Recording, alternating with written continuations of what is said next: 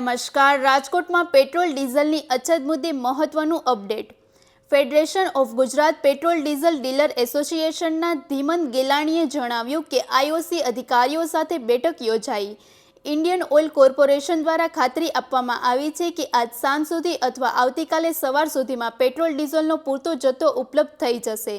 IOC સંચાલિત petrol pump પર supply નિયમિત કરવામાં આવશે અને કોઈ અછત સર્જાશે નહીં તેવી પણ ખાતરી આપવામાં આવી. લોકોને અફવાઓથી દૂર રહી પેનિક ન થવાની અપીલ કરવામાં આવી. વધુ સમાચાર માટે જોડાયેલા રહો આરપી ગુજરાત ન્યૂઝ રાજકોટ. આજરોજ આઈઓસી ડિવિઝનલ મેનેજર એમની સાથે મિટિંગ થઈ છે. સપ્લાયની કોઈ જાતની ચિંતા કરવાની જરૂર નથી. સફિશિયન્ટ સ્ટોક છે. જે કંઈ મિસમેનેજમેન્ટ થયું છે એ સેટરડે સન્ડેને કારણે થયું છે અને આજ સાંજ સુધી અથવા તો આવતીકાલ સવાર સુધીમાં પોઝિશન એકદમ ક્લિયર થઈ જશે. કોઈ જગ્યાએ શોર્ટ આઉટ નહીં રહે. ડીલરોને બધા સાથે જ છે, બધાને સૂચના અપાઈ ગઈ છે. કંપનીઓએ ઘણા બધા એવા ચેન્જીસ કર્યા છે કે એક સાથે એક ડીલર 20,000 લીટર માલ ન ઉપાડી શકે તો 2 ડીલરને સાથે કરીને આપશે, પણ સપ્લાય આપતા રહેશે. કોઈને તકલીફ પડવા નહીં દે. આટલી ખાતરી આઈઓસી તરફથી આજે મળી છે. જે કંઈ એના અગાઉ હતા બ્લોકેજના ને એ બધું દૂર કરવામાં આવ્યું. કોઈ જાતનું હવે બ્લોકેજ છે નહીં અને ડીલરો શાંતિથી એની જરૂરિયાત પ્રમાણે માલ મંગાવી શકશે. અત્યારની મિટિંગમાં આ રીતે નક્કી થયું. છતાં સાંજ સુધીમાં જે કંઈ ચોખવટ કરવાની હશે એ સાહેબ સાથે કરી લેશું અને થઈ જશે. કોઈ એમાં મોટો ઇસ્યુ નથી. જે કંઈ પ્રોબ્લેમ છે એ રજાને કારણે થયો છે અને નેક્સ્ટ 8 દિવસમાં એ બધું ક્લિયર થઈ જશે એવું સાહેબનું કહેવું છે. થઈ જશે. બધાને માલ મળતા સવારથી સાંજ પડશે. સવારે ગાડી ભરાય સાંજ સુધી ત્યાં પહોંચતા ટાઈમ લાગે એટલો જ ટાઈમ લાગશે. સફિશિયન્ટ સ્ટોક છે. નાયરા અમારામાં નથી આવતું. ઇન્ડિયન ઓઇલની હું વાત કરું છું. ઇન્ડિયન ઓઇલ પૂરતી વાત છે આ. Nayara is a private player. Indian Oil ગવર્મેન્ટની કંપની છે. 57% સ્ટેક ઇન્ડિયન ઓઇલનો છે. જે સૌથી વધારે છે, જેને કારણે સૌથી વધારે તકલીફ આઈઓસીમાં જ પડે છે. બીપીસી આઈઓસી આ બીપીસી અને એચપીસીની ટોટલ 43% છે સ્ટેક અને 57% આઈઓસીનો છે, જેને કારણે વધારે તકલીફ આઈઓસીમાં પડે છે. ના, કોઈ નથી. અત્યારે બધું કેશ ઓન ડિલિવરી જ છે અને એ 8 દિવસ પહેલાં જ બધા ડીલરોને કહેવાઈ ગયું છે અને ઓલ ઓવર ઇન્ડિયામાં આ કાયદો લાગુ પડે. રાજકોટ માટે નથી. હું ગુજરાતનો જનરલ સેક્રેટરી છું એટલે ગુજરાતની મને ખ્યાલ છે કે બધી જ જગ્યાએ કેશ ઓન ડિલિવરી છે. કોઈ જગ્યાએ ક્રેડિટ ફેસિલિટી અત્યારે અવેલેબલ નથી, જે દરેક ડીલરોને ખબર છે. ધીમનભાઈ, આપણે રાજકોટની અંદર પેટ્રોલ ડીઝલનો કેટલો જથ્થો, કેટલા દિવસનો જથ્થો ઉપલબ્ધ છે? સફિશિયન્ટ છે. કોઈ આમાં જથ્થાની કોઈ ચર્ચા હોતી જ નથી. સફિશિયન્ટ છે એટલે કે આવતા 30 દિવસ 45 દિવસ કોઈ દિવસ નક્કી નથી થઈ શકતા.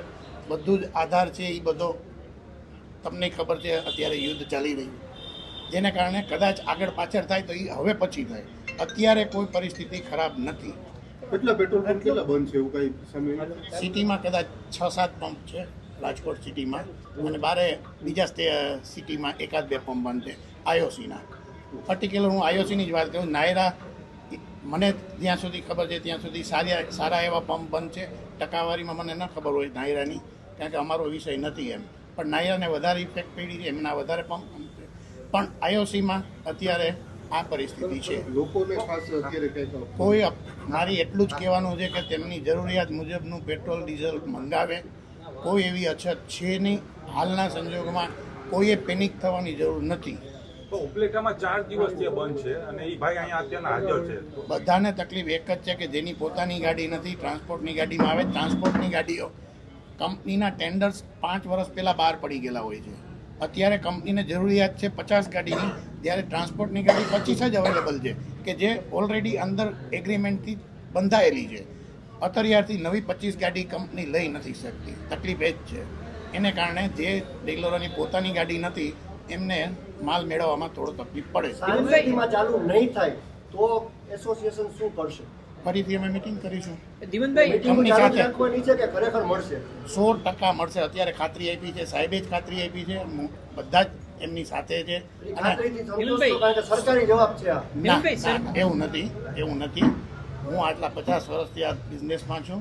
મને ખ્યાલ છે કે જ્યારે કંપની બાંહેધરી આપતી હોય ત્યારે એ લોકોને ઓફિસરને એની પોતાની જવાબદારી હોય છે અને સારી રીતે એ પરિપૂર્ણ થતી હોય છે.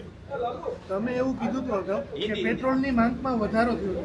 ડબલ માંગમાં વધારો થવાનું કારણ પહેલા 35 ટેન્કર જોતા હોય 70 તો ડબલ માંગ એનું રીઝન તમને બે વસ્તુ સમજાય દઉં. પેટ્રોલમાં પહેલી વસ્તુ એ કે પેટ્રોલમાં કોઈ તંગી નથી, નંબર 1.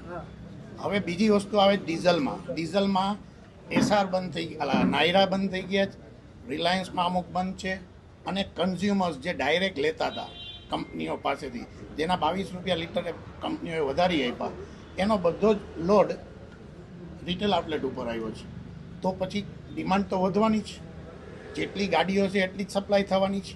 હેમંતભાઈ, ક્રૂડના ઉત્પાદનની અંદર અસર પડી છે તો લાગે છે અઠવાડિયે 10 દિવસમાં આ જે સપ્લાય ચેન છે એ ખોરવાઈ શકે છે? ના, બિલકુલ નહીં. આજની તારીખે આવતા કોઈ પણ સંજોગોમાં આવતા દિવસોમાં એવી કોઈ શોર્ટેજ દેખાતી નથી.